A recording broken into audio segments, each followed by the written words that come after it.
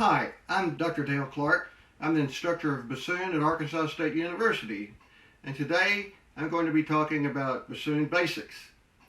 First, though, I'm going to play the theme from Variations on a Arietta of Pergolesi, composed by Otmar Nussio.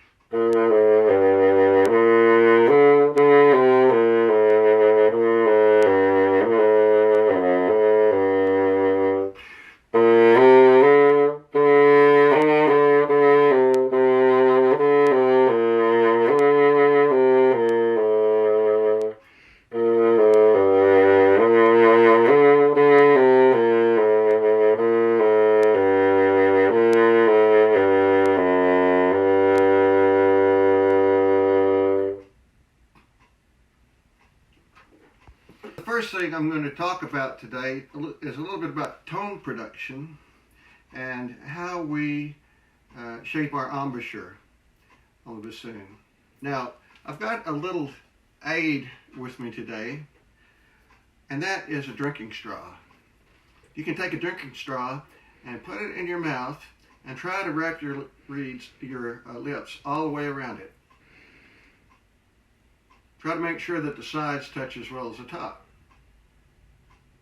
That gives you an idea of how we shape the embouchure for the bassoon. You can also think about a drawstring bag. If you pull the string, the bag closes all the way around. So that's what we want to do. We don't just want to close top and bottom, we need to close the sides too. Now, we can, as a preliminary tone production exercise, just make a sound on the reed. You know, we can see if we round out the embouchure, it sounds different if we go. We try to squeeze just top and bottom. Another way to have a preliminary sound on the bassoon is to take the vocal. Make sure that the vocal is coming at a level angle into the mouth, and you should play a middle C. We don't want to lean too far forward or too far back when we play. Okay, so the 6 parts of the bassoon are, first of all, the reed, and I'm going to talk about reeds a lot more as we go through our lecture. And the next part I'm going to talk about is the vocal. Now, the vocal is kind of a fragile part of the bassoon, one of the most fragile, and we have to handle it very carefully. So when we put it in the bassoon, we always handle it by the curved part, and when we take it out. If we want to move the vocal around, always handle it by the curve, because that's the strongest part. If you move it just by the tip out here, you're more than likely going to twist it and eventually cause a split. Okay?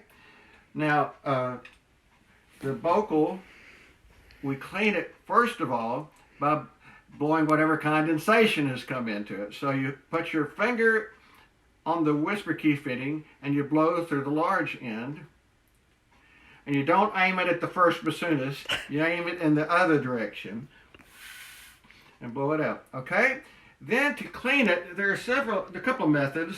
One is with a vocal brush that you can buy, and another, a very inexpensive method, is to get a vocal swab that goes in the large end, and we feed it in a little bit at a time, and eventually it comes out small end.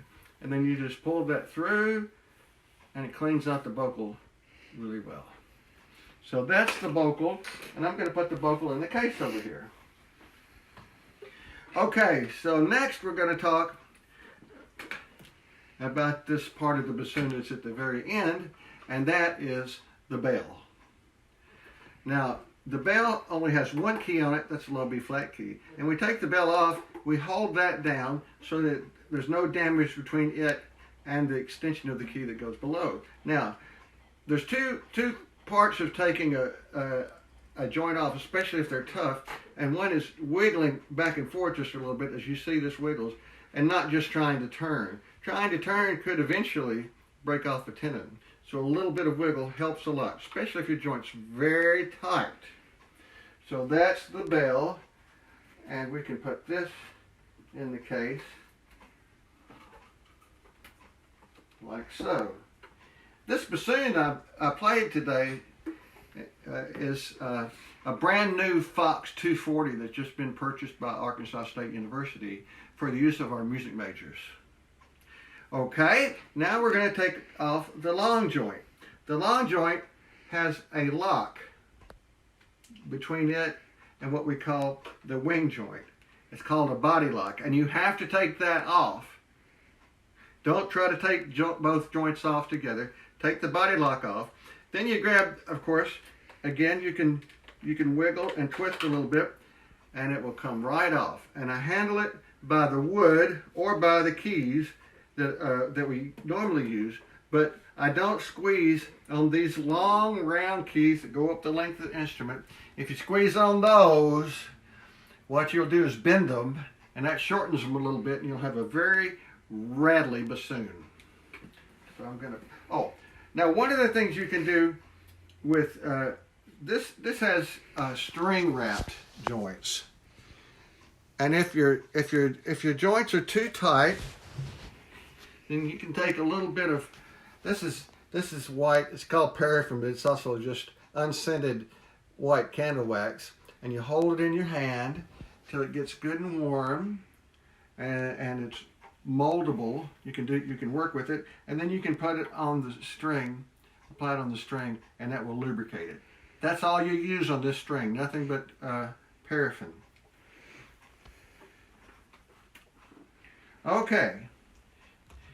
Now the next joint I'm taking off is the wing joint. It's also known as a tenor joint because when we play in the tenor range of the bassoon above the bass clef staff, this is really what we're dealing with. But it's also called the wing joint. It's got kind of a wing that sticks out over here. When you take the wing joint off, you want to be very careful that you do not turn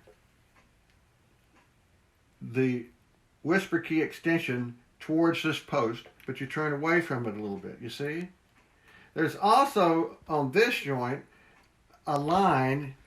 It's hard to see, but you see there's a little white line on the bassoon. There's also a little etch on this joint. You can line those up so you know exactly where it's supposed to be. But basically, you can also make sure that the wing joint, the whisper key extension is lined up perfectly with the whisper key lock, if you have one. Okay, so I'll take this one off. Now, this joint requires cleaning, and we do that with a swab. It's called a drop swab, and I always put the swab in at the top and pull it from the bottom. Not everybody does this, but one thing that I have never done is had a stuck swab in a wing joint. So it's a small hole up here and a large hole down here. So if it goes in the small hole, it will come out the larger one. So I do that. I've never had a problem catching that wing joint, and that would be the only consideration. So that's the wing joint. And now we have the heaviest joint and the lowest joint, and this is called the boot. Now the boot has two holes. So when you blow, the air goes down and then it comes back up. Well, this side is lined on the inside with rubber. You see the brass inside that little socket, but it's rubber inside. This side is wood. So you don't want to get this side wet. So when you swab, you run your swab through here and you pull it out through the small one. So I'm going to show you that.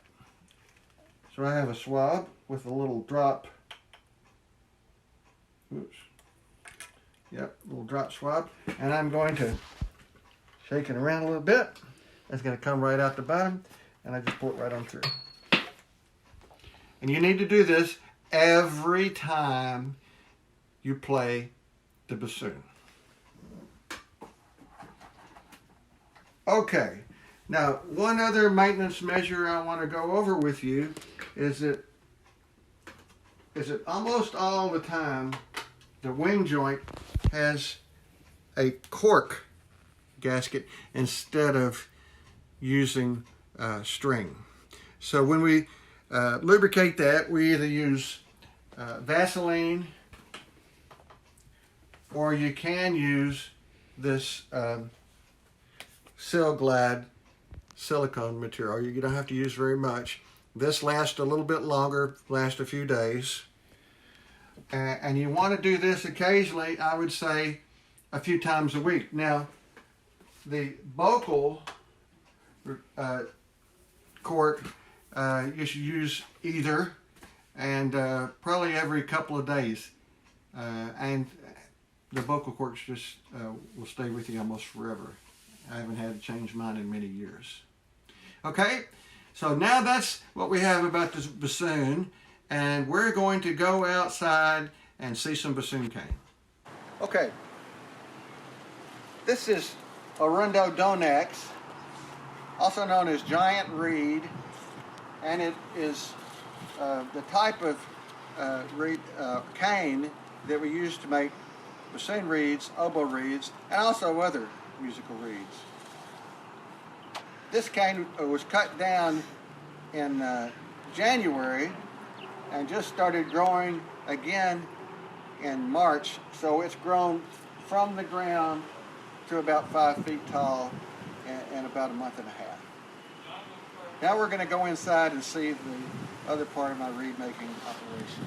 This is cane that I cut over the past couple of years, and I keep it inside to dry. This is a heated, ventilated area, and I take it outside on sunny days to increase the hardness of the cane. Okay, now over here,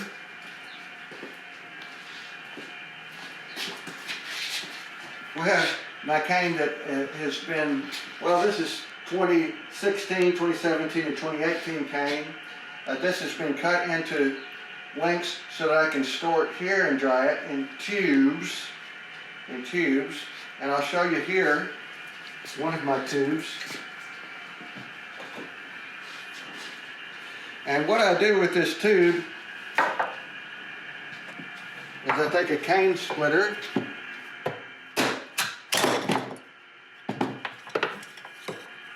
and I split it into 4 sections. And I've got all these machines for varying processes of the reed making. I have a machine that takes out the inside, well, first I have a machine that takes out the inside pulp and makes it into what we call a gouged cane. And then we have a press like this that takes the gouged cane and makes it into the shape. And finally, I have this machine that's an automatic profiling machine, and I put a piece of cane on here, and I have a model, and the machine profiles it down so it looks like this. So that's my cane processing plant. This is my reed finishing area. You can see some of my tip profiling machines, my dial indicators for determining thickness, and my knives and different types of files and cutters to finish the reed. And then on this table,